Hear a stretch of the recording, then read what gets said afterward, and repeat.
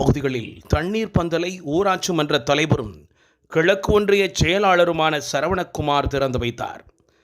தூத்துக்குடி மாப்பிள்ளையூரணி ஊராட்சிக்குட்பட்ட சவேரியார்புரம் பிரதான சாலையில் தண்ணீர் பந்தல் திறப்பு விழாவும், தாளமுத்து நகர் ஆர்சி ஆலய எதிரில் தண்ணீர் பந்தல் திறப்பு விழாவும் நடந்தது.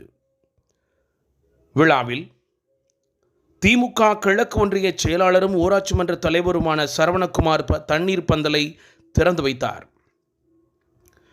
விழாவில் ஆர்சி ஆலய உதவி பங்குத்தந்தை அமல்ராஜ் முன்னிலை வகித்தார்.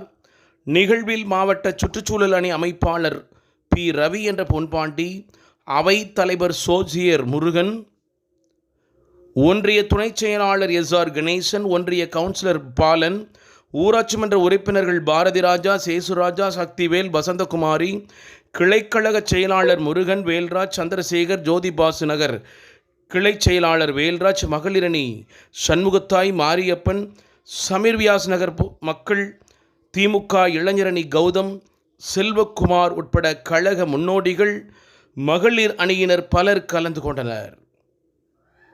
தூத்துக்குடியிலிருந்து தமிழண்டா ஜெகஜீவன்.